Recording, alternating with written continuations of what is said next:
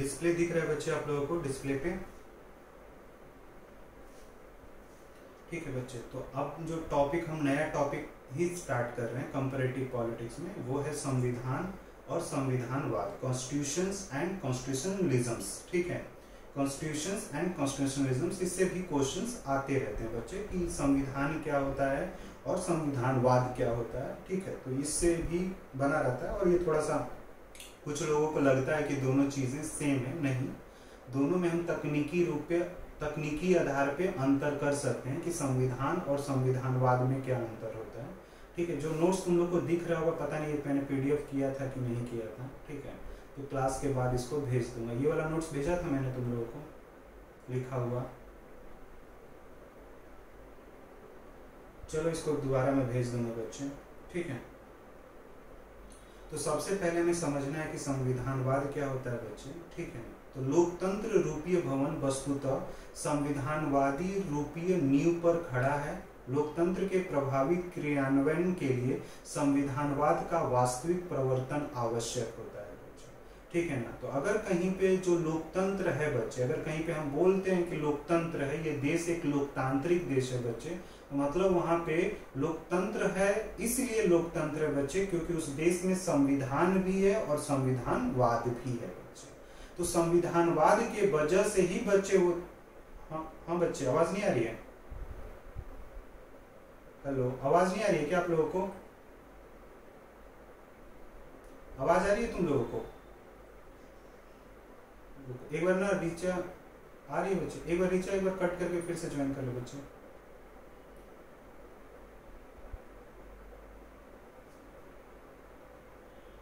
क्या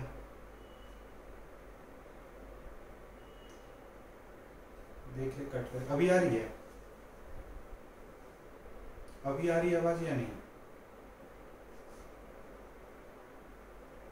ठीक है,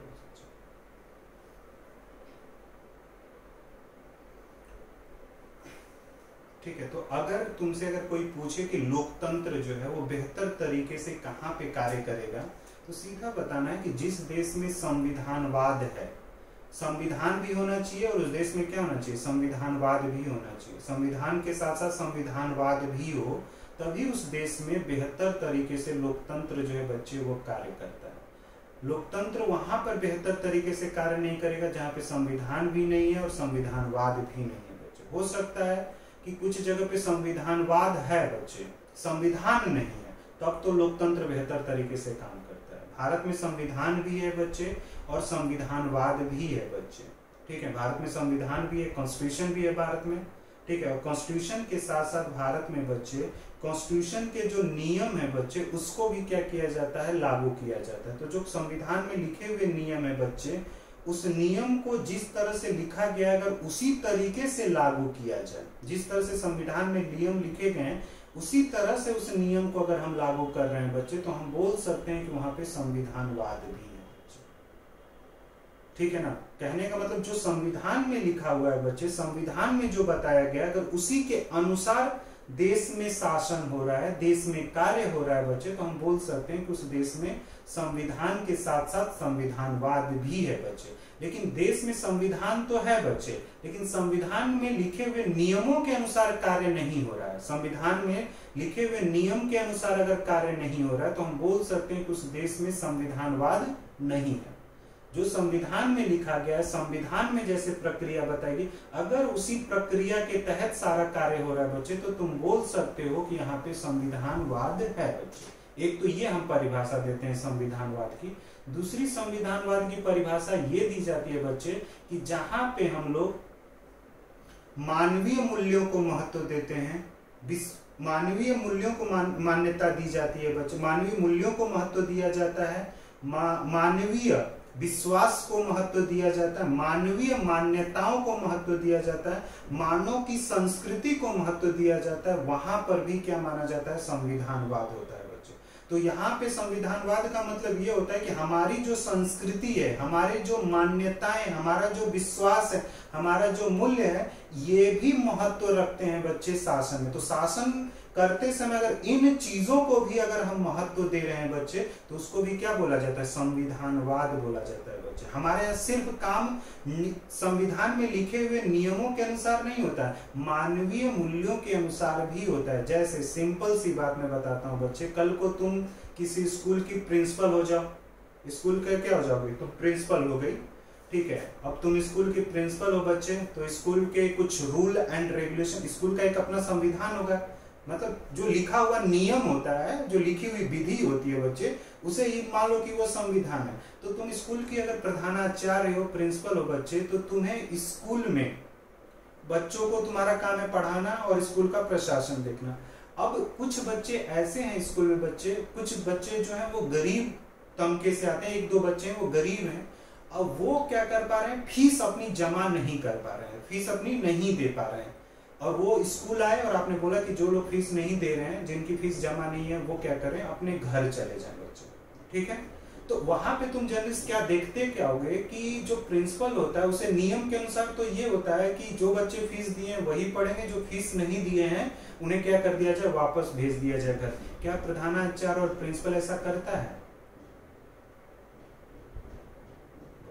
नहीं, ऐसा नहीं करता है, नहीं करते हैं। पहले तो नहीं, एक दो बार बोलेंगे कि नहीं कल फीस लेकर आना, परसों फीस, आज तो मैं बैठने दूंगा, कल से नहीं बैठने दूंगा, परसों से। तो कहने का मतलब कहीं ना कहीं हम मानवीय मूल्यों को भी तो महत्व दे रहे हैं बच्चे, सिर्फ हम नियम से नहीं चल रहे हैं, मानवीय मूल्य से। हम जानते हैं कि अगर मैंने आज इस बच्चे को घर भेज दिया, फीस के चक्कर में अगर आज मैं इस बच्चे को अगर मैं घर भेज देता हूँ, इस बच्चे को अगर घर भेज देता हूं, तो ये बच्चे की आज की जो क्लास होगी बच्चे वो पूरी तरह से क्या हो जाएगी, छूट जाएगी, और उसका आज की चीजें क्या हो सकती है, नुकसान हो सकती है।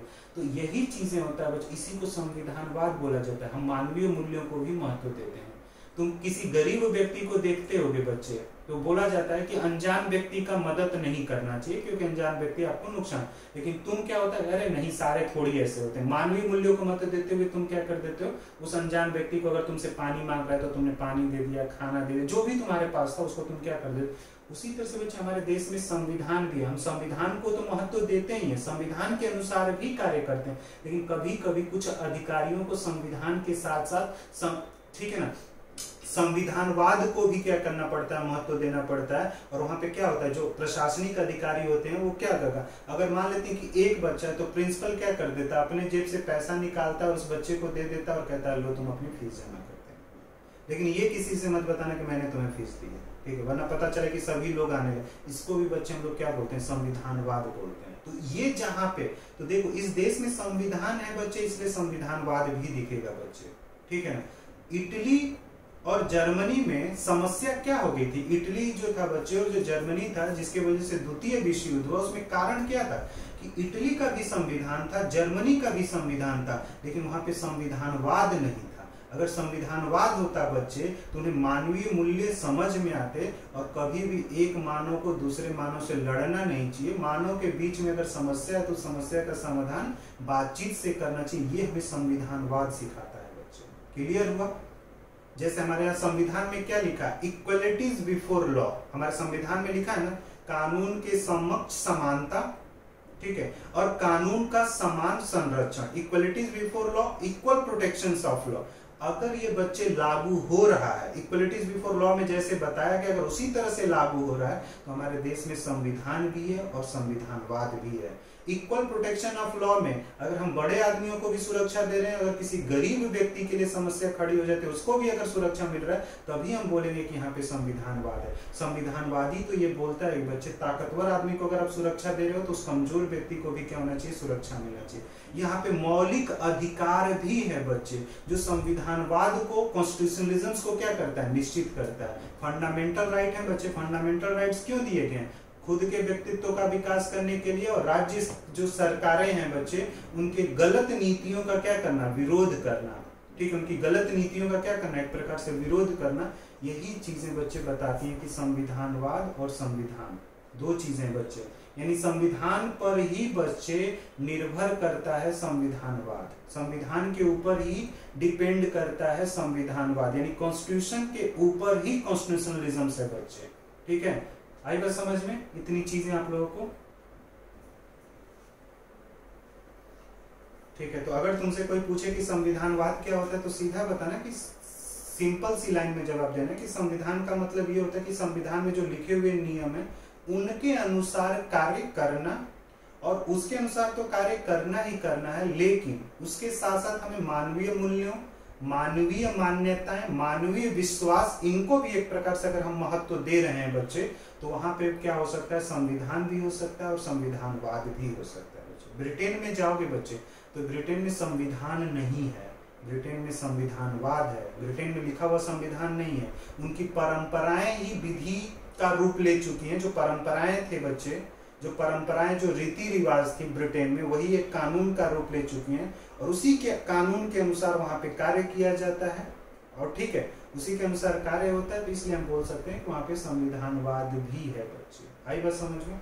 जो संविधानवाद है बच्चे वो सीमित शक्तियों की बात करता है। संविधानवाद में किसकी बात होता है? शक्तियां जो होनी चाहिए वो सीमित होनी चाहिए। अगर कहीं पे शक्तियां सीमित हैं या फिर शक्तियों का विकेंद्रीकरण है बच्चे, तो भी तुम बोल सकते हो कि यहाँ पे संविधानवाद भी है। और शक्तियों का जो विकेंद्रीकरण होता है या शक्तियों का जो विभाजन होता है बच्चे, वो कहाँ पे लिखा गया? संविधान में लिखा गया। तो शक्तियों का हम विकेंद्रीकरण क्यों करते हैं बच्चे? इसलिए शक्तियों का विकेंद्रीकरण किया जाता है कि लोगों के अधिकार सुरक्षित रहें। कोई एक संस्था जो है बच्चे, अगर उसको पूरी शक्तियां दे दी जाएंगी तो लोगों के अधिकारों का क्या कर सकता है? हनन कर सकता है, नुकसान कर सकता है। इसलिए शक्तियों का विकेंद्रीकरण होना चाहिए। शक्तियां सीमित होनी चाहिए। सीमित का मतलब क्या होता है कि अगर शक्तियों का विभाजन कर दोगे ना, तो कार्यपालिका के पास थोड़ी सी शक्तियां, विधायिका के पास थोड़ी सी शक्तियां और न्यायपालिका के पास थोड़ी, इसको हम लोग सीमित शक्ति बोलते हैं, लिमिटेड पावर। ठीक है ना? जैसे लॉक के विचार है बच्चे, लॉक का जो विचार था उसमें भी हमें संविधानवाद का विचार देखने को मिलता है। मॉन्टेस्क्यू ने भी संविधानवाद का आधार क्या किया था? तैयार किया था बच्चे। और जर्नलिस्ट तुम प्लेटो, जो अरस्तु है बच्चे, उन्हें संविधानवाद का पिता माना जाता है। फादर ऑफ कॉन्स्टिट्यूशनलिज्म किसको बोलते हैं? एरिस्टोटल को बोलते हैं। अरस्तु को संविधानवाद का पिता बोला जाता है बच्चे। और लॉक को जब पढ़ोगे बच्चे तो लॉक के विचारों में सीमित सरकार की बात हुई थी, ट्रस्टी गवर्नमेंट की बात हुई थी। तो जहां सीमित सरकार होती है बच्चे, सरकार के कार्य जब सीमित होते हैं तो मतलब वहां पे संविधानवाद है। हम मानवीय मूल्यों को क्या करते हैं? महत्व देते हैं। और सीमित सरकार को और बेहतर तरीके से जो प्रेजेंट किया था वो मॉन्टेस्क्यू ने किया था, जिन्होंने शक्तियों का विभाजन, जो शक्तियों के विभाजन का सिद्धांत है बच्चे, वो मॉन्टेस्क्यू के विचारों से लिया गया। अगर कभी क्वेश्चंस पूछ ले तुमसे कि जो शक्तियों का विभाजन है, अमेरिका में जो शक्तियों का विभाजन है, ये विचार किसके द्वारा लिया गया बच्चे, तो वहां पे ध्यान में रखना है मॉन्टेस्क्यू का। डिवीजन ऑफ पावर जो किया गया था, कार्यपालिका, न्यायपालिका और विधायिका, लेजिस्लेचर, एग्जीक्यूटिव और जुडिशरी के बीच में, वो किसके द्वारा किया गया था? मॉन्टे। और क्यों किया गया था? क्योंकि पावर का डिवीजन करके ही व्यक्ति की स्वतंत्रता को क्या किया जा सकता है बच्चे? सुरक्षित रखा जा सकता है। क्लियर बच्चे? अब नीचे आओगे तो एक एग्जाम्पल के द्वारा संविधानवाद को समझाया गया है, क्योंकि लोकतंत्र लोक कल्याणकारी राज्य का अग्रदूत होता है। जहां भी लोकतंत्र होगा बच्चे, वहां लोक कल्याणकारी राज्य की बात होती है। तो अगर मैं तुमसे ये पूछूं बच्चे, ये बताओ भारतीय संविधान के किस भाग में लोक कल्याणकारी राज्य की परिभाषा दी गई है? भारतीय संविधान के किस भाग में लोक कल्याणकारी राज्य की परिभाषा मिलेगी? डीपीएसपी में बच्चे, किसने बताया? दीपा? ठीक है बच्चे, थैंक यू, बढ़िया। डीपीएसपी में जो लोक कल्याणकारी राज्य की क्या है? परिभाषा। और जब हम लोक कल्याणकारी राज्य की बात करते हैं, मतलब जो राज्य है वो लोक कल्याणकारी भूमिका में होगा और राज्य के द्वारा लोगों का क्या किया जाएगा? विकास किया जाएगा। तो जहां लोक कल्याणकारी राज्य की बात होती है बच्चे, वहां पे अंगों के बीच में ना शक्तियों को क्या कर दिया जाता है? विभाजित कर दिया जाता है। किसी एक अंग को असीमित शक्तियां नहीं देंगे। एक अंग को अगर असीमित शक्तियां दे देते हैं, अनलिमिटेड पावर दे देते हैं बच्चे, तो वो लोगों का एक तरह से क्या करेगा? एक्सप्लॉयटेशन करेगा। ठीक है, तो इसलिए लोक कल्याणकारी राज्य होता है बच्चे, तो वो क्या कर देता है? शक्तियां एक जगह पे केंद्रित नहीं करेगा, वो शक्तियों का क्या कर देगा? विभाजन कर देगा। कार्यपालिका यानी एग्जीक्यूटिव, जुडिशरीज और लेजिस्लेचर के बीच में। और जो लोक कल्याणकारी राज्य हैं बच्चे, अधिकतम लोगों का अधिकतम सुख होता है। ये स्टेटमेंट किसके द्वारा दी गई थी? अधिकतम लोगों का अधिकतम सुख होता है। लोक कल्याणकारी राज्य जो है वो जो वेलफेयर हाँ बच्चे वेलकम, थैंक यू, जो बेंथम है उनके द्वारा greatest number of the greatest happiness की बात की गई थी। अधिकतम लोगों का अधिकतम सुख बच्चे। तो अगर तुमसे ये कोई पूछा जाए कि वेलफेयर स्टेट का दर्शन, वेलफेयर स्टेट लोक कल्याणकारी राज्य का जो दर्शन है बच्चे, वो किस विचारक के विचार में सबसे पहले देखा गया था, तो क्या ऑप्शन में आप लोग टिक करेंगे?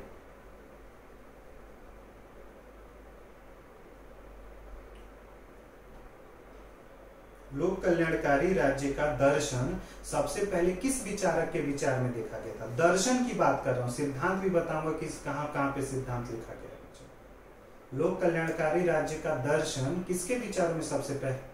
मॉन्टेस्क्यू में नहीं बच्चे। अभी तुम लोग बोल रहे हो अधिकतम लोगों का अधिकतम सुख जो है वो बेंथम बोल रहा है, और ये लोक कल्याणकारी राज्य की ही परिभाषा होती है बच्चे। बेंथम के विचारों में, यानी लोक कल्याणकारी राज्य का दर्शन, वेलफेयर स्टेट की जो फिलॉसफी है वो सबसे पहले बेंथम के विचारों में देखा गया था।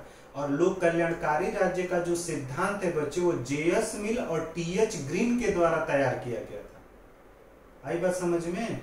बेंथम के जो है बच्चे, बेंथम जो है उनके पास जेएस मिल आते हैं, और जेएस मिल जो है बच्चे वो क्या कर देते हैं? लोक कल्याणकारी राज्य के सिद्धांतों का निर्माण करते हैं। एक जगह फिलॉसफी है, एक जगह लोक कल्याणकारी राज्य के प्रिंसिपल बन रहे हैं, तो उसमें टीएच ग्रीन का नाम आता है बच्चे और जेएस मिल का नाम आता है। क्लियर हुआ बच्चे?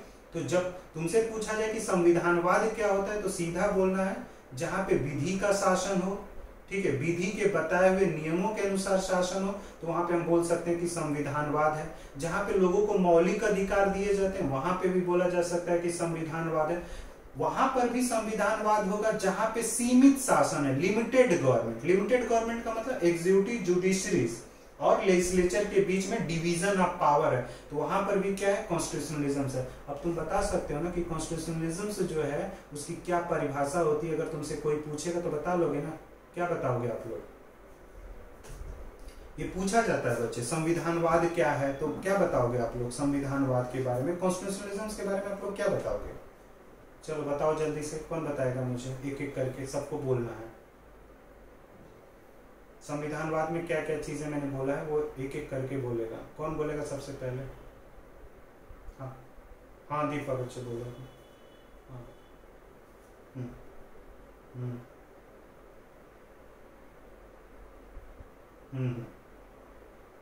ठीक है। हाँ और ठीक है, और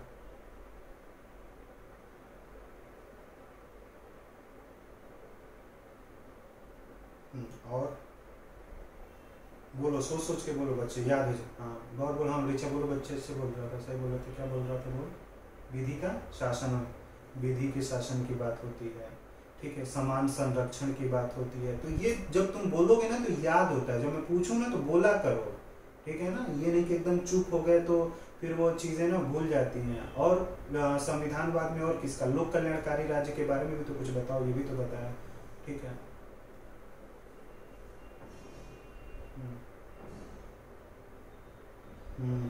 तुम नहीं बताओगे?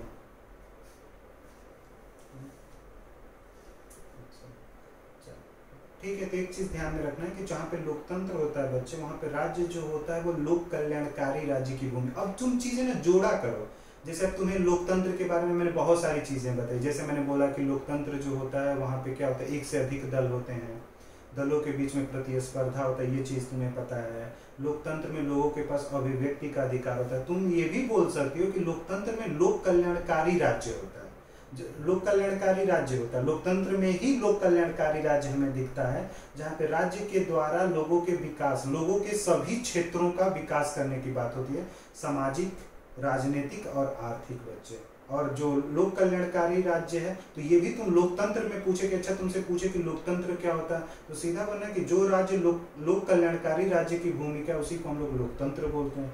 जहाँ पे एक से अधिक दल चुनाव में प्रतिस्पर्धा करते हैं उसको लोकतंत्र बोला जाता है। जहाँ पे लोगों के पास मौलिक अधिकार होते हैं, जहाँ लोगों के पास अभिव्यक्ति का अधिकार होता है, इसे ही लोकतंत्र बोलते हैं। जहाँ पे अधिकतम लोगों के अधिकतम सुख की बात की जाती है वही लोकतंत्र होता है। आई बात समझ में? अधिकतम लोगों के अधिकतम सुख की भी बात होती है, लेकिन साथ ही वहां पे हम अल्पसंख्यक जो हैं उनके भी सुखों को क्या करते हैं, ध्यान में रखते हैं। वही क्या होता है, लोकतंत्र होता है। तो अब तुम्हें लोकतंत्र के पास इतनी चीजें हैं, बोलो ना, कोई दिक्कत थोड़ी है, कोई थोड़ी बोल देगा कि तुम गलत बोल रहे हो।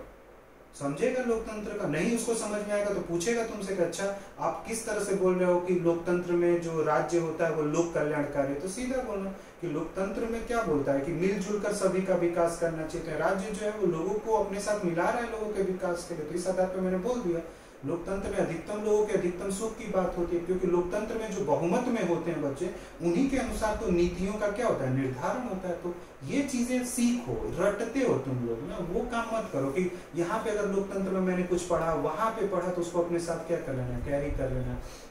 संविधानवाद में एक खास बात क्या होती है, ये सीमित शक्तियों की बात करता है। संविधानवाद जो है वो सीमित शक्तियों की बात करता है। सीमित शक्तियां, अब तुम्हें पता है कि कार्यपालिका, विधायिका और न्यायपालिका के बीच में शक्तियों का अगर हम विभाजन कर देते हैं तो सभी के पास एक सीमित शक्ति होगी बच्चों।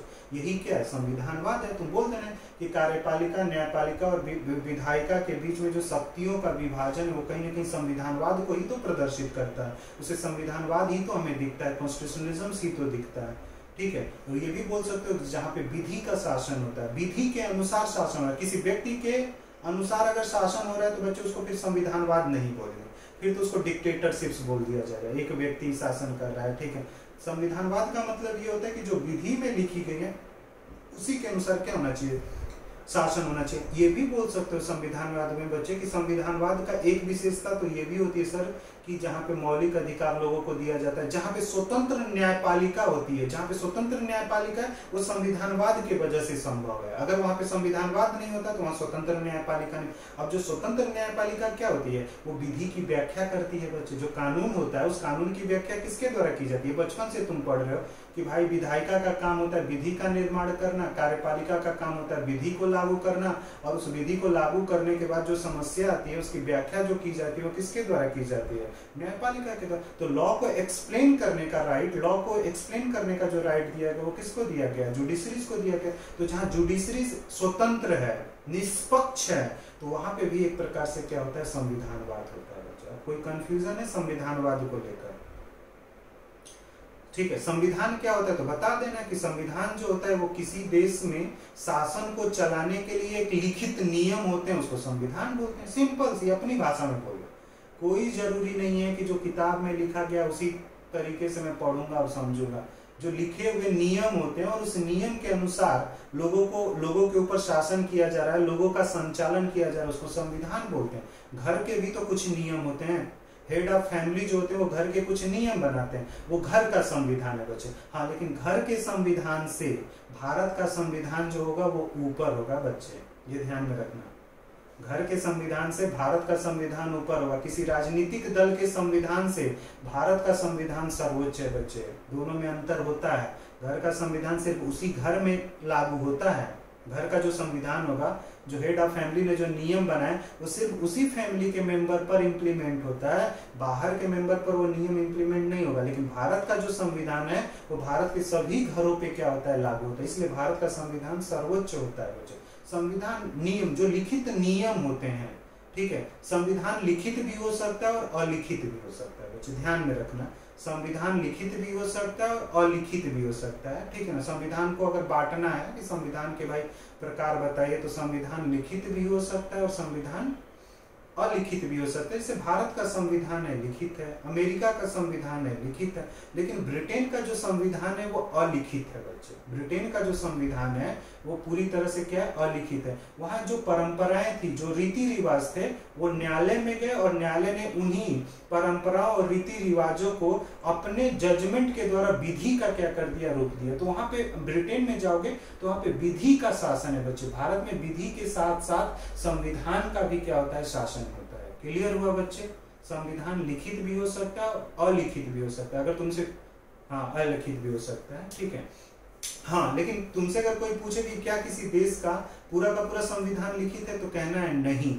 कोई भी देश जो होता है उसका पूरा का पूरा संविधान लिखित नहीं होता। हाँ, लेकिन संविधान में अधिकतम चीजें लिखित रूप में होती हैं। जैसे भारत में संविधान में लिखित चीजें भी हैं और अलिखित चीजें भी हैं। बच्चे। कोई देश ये नहीं बोलता है कि मेरा संविधान पूरी तरह से लिखित है, हर एक चीज नहीं लिखा जा सकता है बच्चे। ये व्यवहारिक तुम्हें परिभाषा देनी है। दो तरीके की परिभाषा बनती है, एक तो सैद्धांतिक परिभाषा बनती है, थ्योरेटिकल एक प्रिंसिपल बनाया जाता है, एक प्रैक्टिकल होता है। तो प्रैक्टिकली हम बोल सकते हैं कि जो भारत का संविधान है इसमें बहुत सारी चीजें तो लिखित रूप में भी हैं और बहुत सारी चीजें अलिखित रूप में होती हैं जिनको हम लोग समाज में लागू करते हैं लोगों को संचालित करने के लिए। ब्रिटेन में जाएंगे तो उनका पूरा का पूरा एक अलिखित होता है, ठीक है, पूरा लिखा हुआ नहीं। लिखित संविधान उसको भी बोला जाता है बच्चे जहाँ पे संविधान सभा का गठन किया जाता है और संविधान सभा के जो सदस्य हैं बच्चे वो बैठकर एक संविधान को एक निश्चित समय में क्या कर रहे हैं, लिख रहे हैं बच्चे।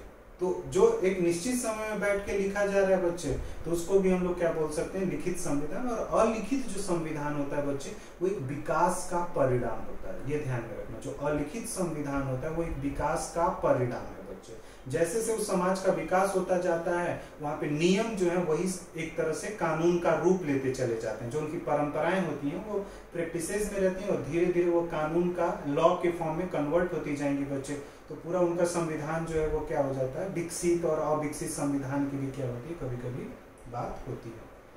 क्लियर है इतनी चीजें बच्चे? नीचे जब आओगे बच्चे तो संविधानवाद पे ही बात कर रहे थे। भारतीय संविधान में लोक कल्याणकारी राज्य की भावना को निहित किया गया, जो तुम्हें कहाँ पर दिखेगा, डीपीएसपी में दिखेगा, जिसको दीपा ने बताया था। राजनीतिक निर्देशक जो तत्व हैं बच्चे वहां पे लोक कल्याणकारी राज्य को परिभाषित किया गया है, ठीक है। लोक कल्याणकारी राज्य को हम क्यों परिभाषित करते हैं बच्चे, क्योंकि हमारे देश में राजनीतिक स्वतंत्रता तो है, राजनीतिक न्याय भी है, लेकिन हमारे देश में अभी भी सामाजिक लोकतंत्र नहीं है और आर्थिक लोकतंत्र नहीं है, या फिर सामाजिक स्वतंत्रता नहीं है, आर्थिक स्वतंत्रता नहीं है। तो सामाजिक आर्थिक लोकतंत्र के लिए ही बच्चे राज्य नीतिक निर्देशक तत्व यानी directed principle of state policies में हमने लोक कल्याणकारी राज्य की परिभाषा दी थी। लोक कल्याणकारी राज्य के द्वारा ही भारत में सामाजिक लोकतंत्र को स्थापित किया जा सकता है, सोशल डेमोक्रेसीज लाई जा सकती है और इकोनॉमिकल डेमोक्रेसीज लाई जा सकती है। जिस दिन सोशल डेमोक्रेसीज आ जाएगा और या जिस दिन इकोनॉमिकल डेमोक्रेसीज आएगा बच्चे, उस दिन आपको एक प्रकार से क्या दिखेगा, भारत में एक प्रकार से भारत में तुम्हें पूरी तरह से लोकतंत्र दिखना शुरू होगा। भारत में राजनीतिक लोकतंत्र है, ठीक है, राजनीति में सभी को भागीदार होने का अधिकार दे दिया गया, लेकिन अभी भी समाज में हमारे जानते ही हो तुम कि समाज में बड़ा भेदभाव है, ऊंच नीच है, जेंडर डिस्क्रिमिनेशन है। तो फिर हम नहीं बोल सकते ना भारत में पूरी तरह से लोकतंत्र आ चुका है। भारत में राजनीतिक रूप में तो लोकतंत्र है, लेकिन अभी भी सामाजिक और आर्थिक रूप में लोकतंत्र जो है स्थापित नहीं हो पाया है। और सामाजिक और आर्थिक रूप में लोकतंत्र को स्थापित करने के लिए ही बच्चे डॉक्टर भीमराव अंबेडकर ने राज्य नीतिक निर्देशक तत्वों को क्या किया था, एक तरह से जगह दिया गया था फंडामेंटल संविधान के अंदर। यही एक साधन हो सकता है, राजनीतिक निर्देशक तत्व ही एक साधन हो सकते हैं जिसके द्वारा हम लोग सामाजिक लोकतंत्र के साध्य को प्राप्त कर सकते हैं और आर्थिक लोकतंत्र के साध्य को प्राप्त किया जा सकता है बच्चे। क्लियर है बच्चे? ये चीजें तुम्हें दिखेगी। तो जहाँ राज्य लोक कल्याणकारी राज्य है वो भी तुम बोल सकते हो कि ये संविधानवाद का ही विशेषता होती है बच्चे, जिसके लिए शक्तियों को सीमित करने के लिए विभिन्न उपबंधों को समाहित किया जाता है बच्चे। तो जो संविधान है बच्चे, वो संविधान शक्तियों का विभाजन भी करता है और शक्तियों पर एक प्रकार से क्या करता है, नियंत्रण भी लगाता है बच्चे। संविधान में दोनों चीजें, शक्तियों का विभाजन भी कॉन्स्टिट्यूशन के थ्रू ही होता है और कॉन्स्टिट्यूशन के थ्रू ही बच्चे हम पावर्स को, लोगों के पावर को क्या करते हैं, कंट्रोल भी करते हैं। जैसे विधि का शासन, भारत में विधि का शासन है, किसी व्यक्ति का शासन नहीं है, किसी राजा महाराजा का शासन नहीं है। भारत में शासन किसका होगा, विधि का। और किस विधि का शासन होगा, जो संविधान में लिखा गया है बच्चे। इसे ही तो संविधानवाद बोलते हैं, जहाँ शक्तियों का पृथक्करण होगा, जहाँ शक्तियां बांटी जाएंगी कार्यपालिका, विधायिका और न्यायपालिका में, इसे भी तो हम लोग संविधानवाद ही बोलते हैं। और जो विधि का शासन है बच्चे, यानी कोई व्यक्ति विधि के शासन से बाहर जाकर अगर शासन करता है ना बच्चे, उसके लिए किसकी व्यवस्था की गई है संविधान में, न्यायिक पुनरावलोकन की, जुडिशियल रिव्यू की बच्चे। ये तुम लोग सुनते होंगे और न्यूज में आता रहता है कि सर्वोच्च न्यायालय के द्वारा इस कानून का न्यायिक पुनरावलोकन किया जा रहा है। ये क्यों संभव है भारत में, क्योंकि भारत में संविधानवाद है बच्चे। अगर भारत में संविधानवाद नहीं होता तो भारत में न्यायपालिका के पास न्यायिक पूर्णावलोकन का अधिकार नहीं होता। तुमसे पूछा भी जा सकता है बच्चे पेपर में कि न्यायिक जो पूर्णावलोकन है बच्चे, इसे कहाँ पे परिभाषित किया गया, तो सीधा कर देना कि अनुच्छेद जो 13 है, जहाँ पे विधि को व्याख्या किया गया, विधि के शासन में ही अंतर्निहित है न्यायिक पूर्णावलोकन। यानी सर्वोच्च न्यायालय को किसी भी विधि की जांच करने का अधिकार जो है बच्चे वो कौन देता है, विधि का शासन ही देता है। तो इस तरह से भारत में संविधानवाद भी दिखता है हमें, और संविधान, क्योंकि देखो बच्चे सीधा संविधानवाद नहीं आता है कहीं पे, संविधान होगा तभी वहां पे संविधानवाद होगा, यानी कॉन्स्टिट्यूशन होगा तभी हम लोग कॉन्स्टिट्यूशनलिज्म के बारे में सोच सकते हैं। कॉन्स्टिट्यूशनलिज्म इज अ फिलॉसफी, जो कॉन्स्टिट्यूशनलिज्म है, जो संविधानवाद है वो दर्शन है बच्चे। जो संविधान है, जो संविधानवाद है वो क्या है, दर्शन है, और जो संविधान है वो एक संस्था है। दो चीजें, संविधानवाद और संविधान में भी तुम अंतर कर सकते हो। सीधा बोल सकते हो कि संविधानवाद जो है वो एक विचारधारा है और संविधान जो है वो एक संस्था है। संविधान जो है वो एक साधन है और संविधानवाद जो है वो एक साध्य है। ये भी तुम बोल सकते हो, तुम्हारी डेफिनेशन सुनी जाएगी, वहां पर कोई दिक्कत नहीं है। क्लियर है बच्चे? आगे ये बातें आएंगी। भारतीय उच्चतम न्यायालय का संविधान के संरक्षक तथा अंतिम निर्वाचनकर्ता के रूप में मान्यता। भारतीय संविधान में एक जगह उच्चतम न्यायालय को दिया गया है, custodian of the constitution. Constitution का कस्टोडियन किसे माना जाता है बच्चे, तो सुप्रीम कोर्ट को माना जाता है। यानी सुप्रीम कोर्ट ही कॉन्स्टिट्यूशन का क्या माना जाता है, संरक्षक माना जाता है, प्रोटेक्टर माना जाता है बच्चे, कि शासन जो होगा वो संविधान का होगा बच्चे। यहाँ पे लोग विद्रोह कर देते हैं, तुम देखोगे ना, तुम लोग न्यूज़पेपर नहीं पढ़ते हो तो नहीं पता चलता है बच्चे। जैसे राज्यपाल अपने शक्तियों का दुरुपयोग कर रहे हैं तो राजस्थान में देखो कितना हंगामा मचा। यहाँ पे कुछ भी आप करिए लेकिन संविधान के अनुसार होना चाहिए। संविधान के अनुसार अगर आप नहीं करोगे तो लोग रोड पर आ जाएंगे। हमारा कल्चर ऐसा, हमारा एटीट्यूड ऐसा है बच्चे। ये संविधानवाद ही क्या करता है, संभव करता है बच्चे। आई बात समझ, संविधानवाद की वजह से लोग रोड पर आ जाते हैं। राजस्थान में जो चीजें दिख रही हो सरकार को गिराने और इस तरह की चीजें जो हो रही हैं, ठीक है। मौलिक अधिकार तथा स्वतंत्र न्यायपालिका प्रत्येक संविधानवाद की अनिवार्य और सामान्य विशेषताएं। तो तुमसे पूछे अगर नहीं ध्यान में आया कि अच्छा संविधानवाद क्या होता है, सीधा बोल देना कि मुझे बस इतना ही पता है कि मौलिक अधिकार और स्वतंत्र न्यायपालिका जहाँ पे होती है वहाँ पे संविधानवाद भी है बच्चे। न्यायपालिका में तुम देखोगे बच्चे हमारे न्यायपालिका स्वतंत्र कैसे हो जाती है, स्वायत्त कैसे हो जाती है, क्योंकि न्यायपालिका में राजनीतिक हस्तक्षेप हम होने ही नहीं देते हैं बच्चे। आवाज नहीं आ रही है बच्चों, आवाज आ रही है नहीं आ रही है? ठीक है, रीचा रिफ्रेश करो फोन एक बार। तो माइक तुम ऑफ कर दिया करो ना, माइक एक बार ऑफ ऑन करके देख लो बच्चे। बच्चे प्रेम का आवाज आ रही है?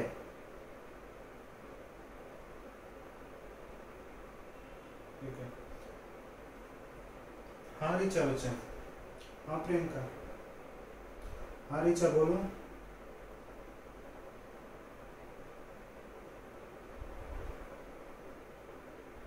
कट कर, कॉल कट कर फिर ज्वाइन कर, कॉल कट कर, कॉल कट कर दे फिर से ज्वाइन कर।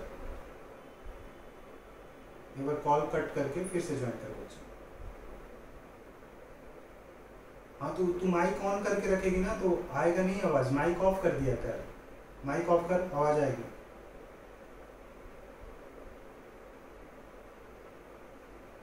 हाँ तो अभी तो ऑफ कर दे, अभी आवाज आएगी। अगर तूने ऑन कर देगी बीच में तो फिर रुक जाएगी। अभी आ रही है आवाज? अब बोल, आवाज मेरी आ रही है बच्चे?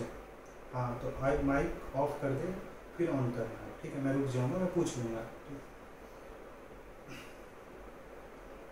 तो मैंने क्या बोला बच्चे कि जब तुम्हें ध्यान में नहीं है कि यार संविधानवाद में मैं क्या बताऊं, तो सीधा एकदम दिमाग में छोटी सी चीज बता लेना कि जहाँ पे स्वतंत्र न्यायपालिका होता है, जहाँ पे लोगों के पास मौलिक अधिकार होती है, ये संविधानवाद के अनिवार्य शर्त होते हैं, अनिवार्य विशेषताएं की बात करते हैं। कुछ भी नया है इतना चिपका लेना कहीं पे भी। इंटरव्यू हो रहा है, कुछ भी हो रहा है कि संविधानवाद क्या है, अगर क्वेश्चन उठ गया कॉन्स्टिट्यूशनलिज्म, तो वहाँ पे सीधा बता देना कि जहाँ पे फंडामेंटल राइट और इंडिपेंडेंट ऑफ जुडिशरीज की बात होती है, जहाँ पे जुडिशरी इंडिपेंडेंट होती है, तो उसी को हम लोग एक तरह से सामान्य विशेषता ही मानते हैं। ये संविधानवाद होता है। संविधानवाद में जब आगे आओगे बच्चे तो तुम्हारे डिस्प्ले पर दिख रहा होगा संविधानवाद के सिद्धांत, ठीक है, संविधानवाद के सिद्धांत दिख रहे हैं बच्चे। अब इसको मैं एक एक पढ़ता चलता हूँ। संविधानवाद के सिद्धांत से अभिप्राय ऐसी राजनीतिक अवधारणा से है जिसमें सीमित सरकार तथा विधि के शासन की अवधारणा निरंकुश तंत्र या अधिनायकवादी शासन के विरुद्ध में परिलक्षित होती है बच्चे। जो प्रिंसिपल ऑफ कॉन्स्टिट्यूशनलिज्म है बच्चे, ठीक है, जो प्रिंसिपल ऑफ कॉन्स्टिट्यूशनलिज्म है, जो संविधान का सिद्धांत है बच्चे, ये संविधान के सिद्धांत को इसलिए निर्मित किया गया कि सीमित सरकार होना चाहिए और विधि का शासन होना। सीमित सरकार और विधि का शासन हमने क्यों रखा था? क्योंकि कहीं पर निरंकुश तंत्र न आ जाए, कहीं पे अधिनायकवादी शासन है। तो निरंकुश तंत्र से लोगों को बचाने के लिए और अधिनायकवादी, ठीक है ना, टेररिस्ट गवर्नमेंट से बचाने के लिए और जो डिक्टेटरशिप्स ऑफ गवर्नमेंट होती है उससे लोगों को प्रोटेक्ट करने के लिए ही बच्चे संविधान में limited government and rule of law की बात की गई थी बच्चे। विधि के शासन की बात की गई थी और सीमित सरकार के लिए। तो संविधान में तुमसे कभी संविधानवाद में बच्चे ये क्वेश्चन उठेगा तुमसे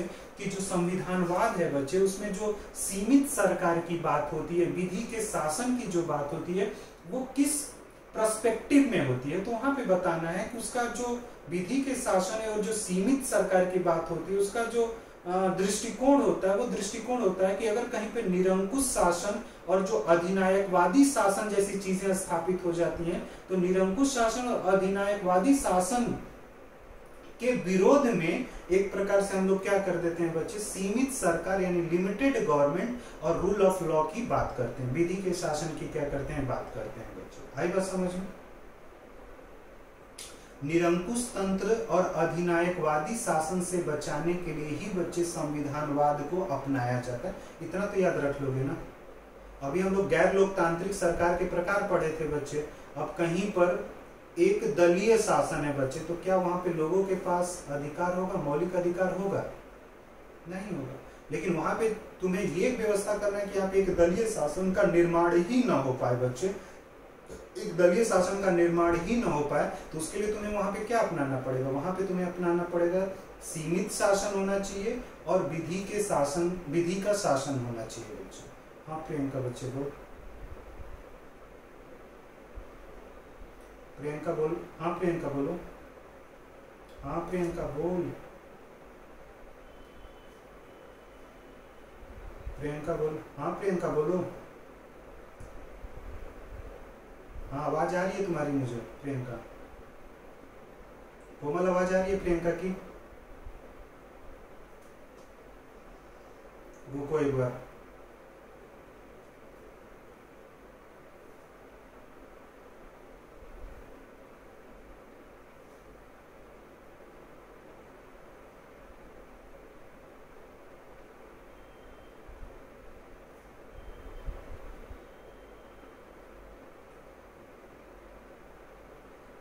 आवाज आ रही है प्रियंका? प्रियंका आवाज आ रही है बच्चे? रीचा, कोमल, दीपा आवाज आ रही है बच्चे? ठीक है, प्रियंका आवाज आ रही है बच्चे? ठीक है बच्चे, प्रियंका आवाज आ रही है?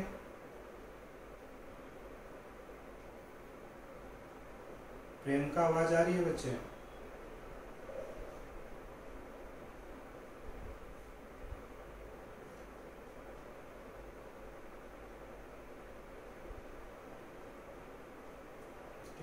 तो जो संविधान के सिद्धांत है बच्चे, जो संविधान का सिद्धांत है, वो पहला जो डिफिनीशन है वो क्लियर हुआ बच्चे आप लोगों को कि संविधानवाद को क्यों अपनाया जाता है। मतलब देश को, ठीक है, अधिनायकवाद से और निरंकुश तंत्र शासन से बचाने के लिए ही बच्चे हम लोग कॉन्स्टिट्यूशनलिज्म के कॉन्सेप्ट को क्या करते हैं, एक्सेप्ट करते हैं, अडॉप्ट करते हैं बच्चे। ये चीजें तुम्हें क्या होनी चाहिए, पता होनी चाहिए बच्चे, ठीक है ना।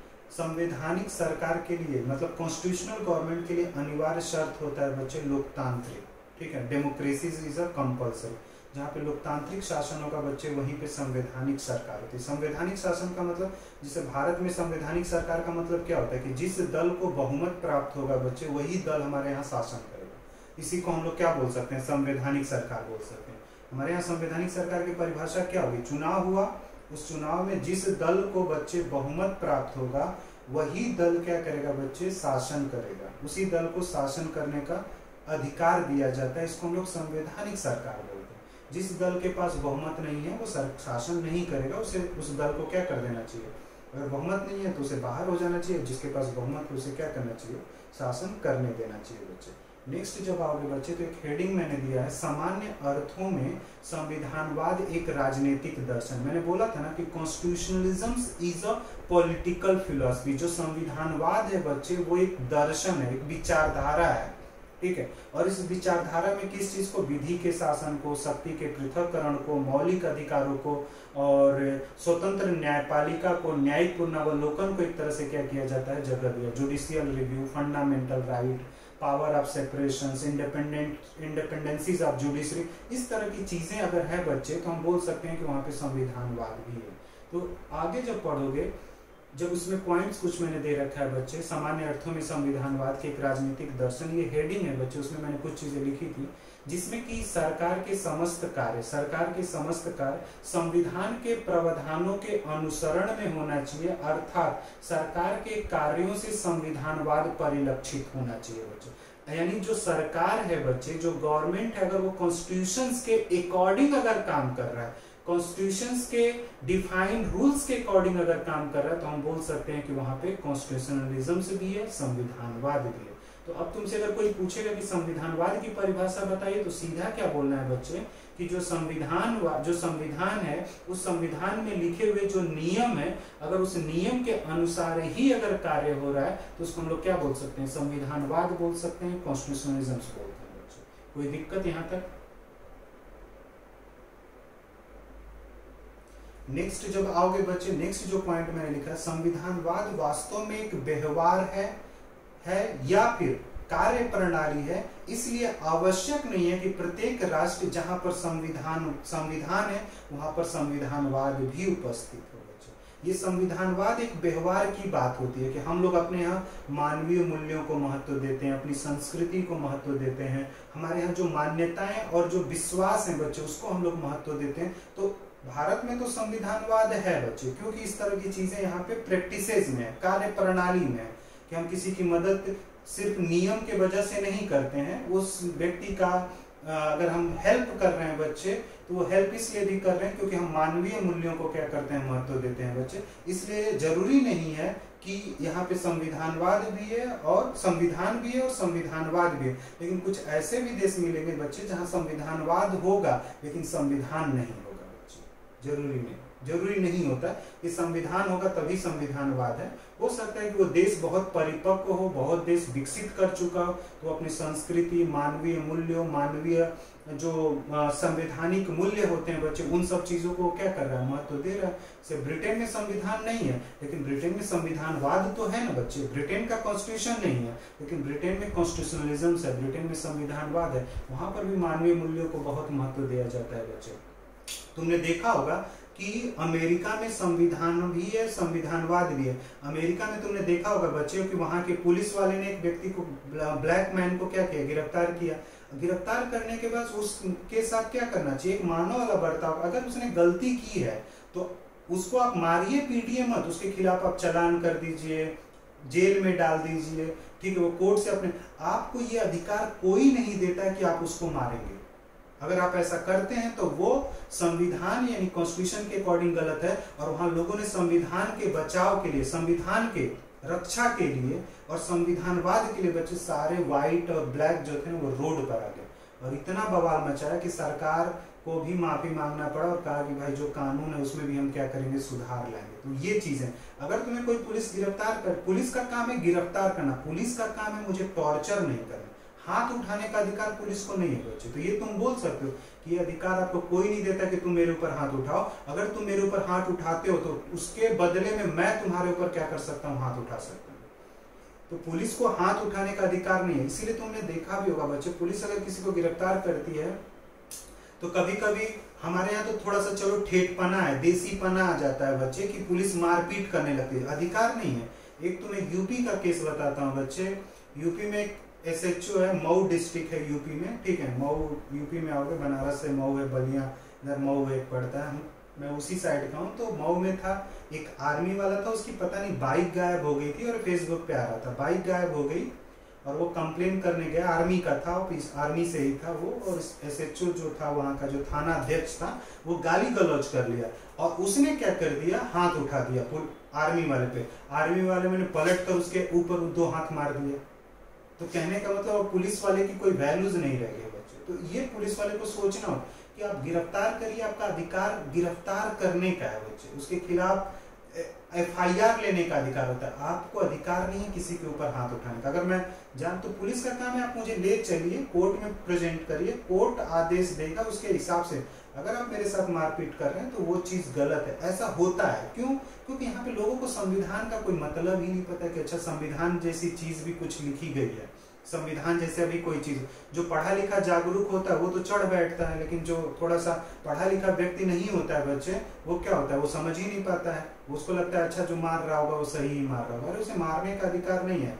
वो दूर से बात करे, आपके खिलाफ कंप्लेन लिखे, ठीक है, जो चालान करना है वो चालान करे और सीधा मजिस्ट्रेट के सामने प्रेजेंट करे, मजिस्ट्रेट को सजा देने का अधिकार। इसको बोलते हैं संविधानवाद। यानी एकदम पूरा संविधान के नियमों के अनुसार अगर कार्य हो रहा है, तो यहाँ पर भी तुम देखोगे बच्चे कि संविधानवाद की उल्लंघन होता रहता है। पुलिस वाले मारपीट कर लेते हैं, ठीक है, तो ये चीजें यहाँ पे चलती रहती है। तो कहने का मतलब यहाँ पे संविधानवाद उतना विकास नहीं हुआ। संविधानवाद का, संविधानवाद जो है बच्चे वो विकास का परिणाम है। तो संविधानवाद चलता रहता है, संविधान बनकर कंप्लीट हो चुका है, लागू कर देगा, लेकिन संविधानवाद जो होगा बच्चे वो चलता ही रहेगा बच्चे। ऋचा कुछ पूछना है बच्चे?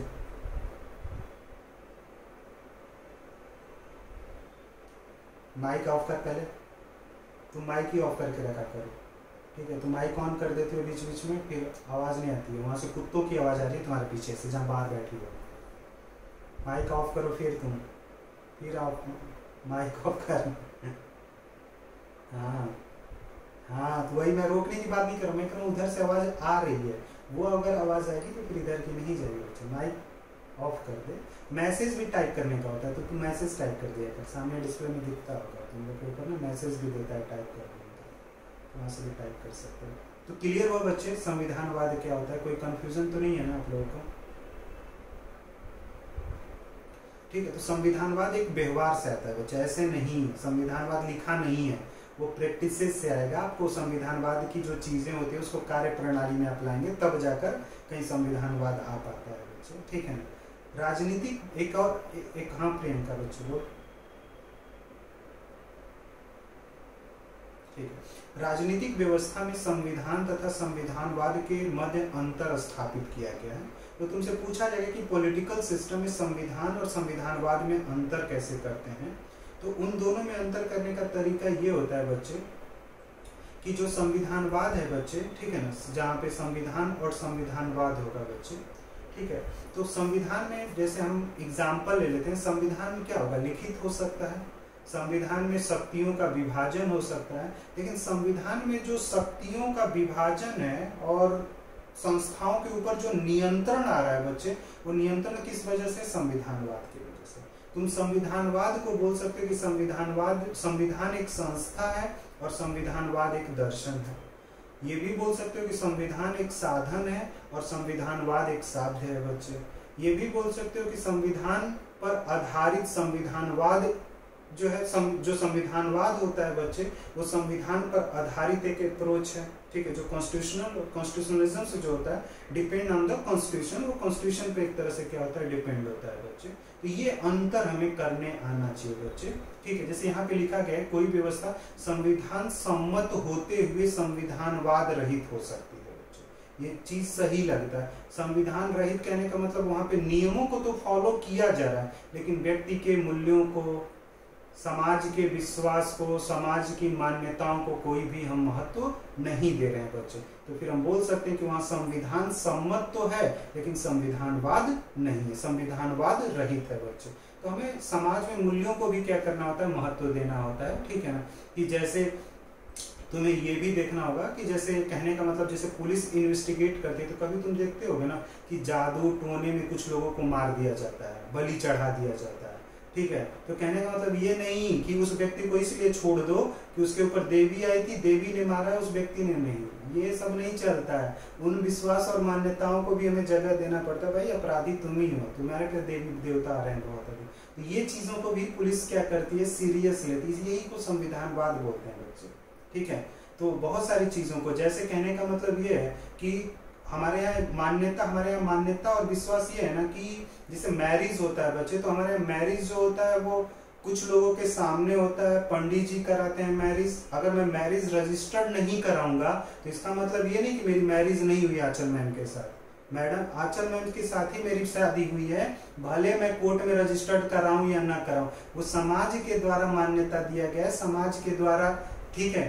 वो एक विश्वास और एक मान्यता है, तो इसको आपको जगह देना पड़ेगा। ये थोड़ी है कि कल को जो आपकी बेटी हुई है वो आपकी बेटी नहीं है। अरे वो दिमाग खराब, वो सामाजिक ये कुछ विश्वास होते हैं, कुछ मान्यताएं होती हैं, इनको जगह देना पड़ता है बच्चे। इसीलिए यहाँ पे संविधानवाद भी है बच्चे। तो जो समाज के सामने चीजें हुई होती हैं उसे भी मानना पड़ता है। जरूरी नहीं कि संविधान के अनुसार तो ये लिखा है कि हिंदू मैरिज एक्ट है, उस हिंदू मैरिज एक्ट के अकॉर्डिंग आपको क्या करना होता है, अपनी मैरिज को रजिस्टर्ड कराना होता है। अब तो मैरिज कर लो, रजिस्टर कराने जाओगे कोर्ट के चक्कर ही लगाने पड़ जाते हैं, कहेगा ये कराओ वो कराओ वो कराओ, कोई कराता ही नहीं। बहुत जरूरी पड़ता है तब लोग भाग दौड़ करके कराते हैं। इतना सिंपल प्रोसीजर नहीं है हमारे मैरिज को रजिस्टर्ड कराना, ठीक है। या फिर अप्लाई कर लिया जाए, कोर्ट मैरिज ही कर लिया जाए तो वो एक तरीका क्या हो जाता है आसान। तो इसका मतलब ये नहीं होता है कि जो लोग रजिस्टर्ड मैरिज होगी उसे ही इंडिया में आप सिटीजनशिप देंगे, ऐसा नहीं होता। उन लोगों को भी आपको देना पड़ेगा जगह जो यहीं पे उनकी 2-3 पीढ़ियां यहीं पे रह चुकी हैं बच्चे।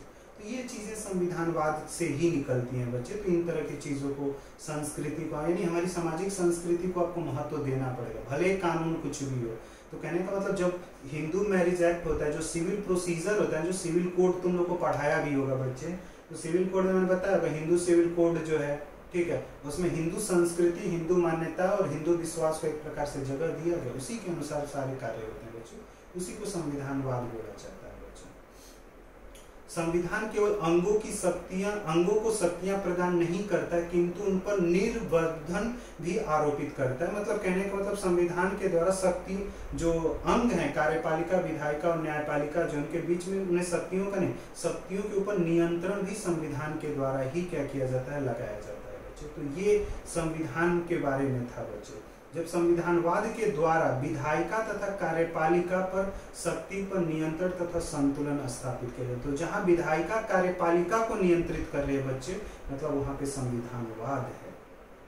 उसको बोल सकते हो कि ये संविधानवाद है। जहाँ विधायिका कार्यपालिका, और पब्लिक एडमिनिस्ट्रेशन में तुम लोग पढ़ते भी हो कि बजट के द्वारा जो विधायिका होती है वो कार्यपालिका को क्या करती है, नियंत्रित करती है, कंट्रोल करती है बच्चे। ये चीजें जनरली संविधानवाद और संविधान में हम क्या कर सकते हैं, अंतर कर सकते हैं बच्चे। हाँ प्रियंका, कुछ पूछना है बच्चे?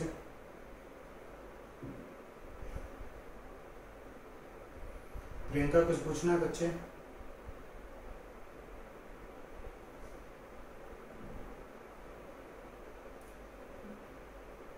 कोमल जवाब दो, प्रियंका कुछ पूछ रही है, अगर मेरी आवाज आ रही है।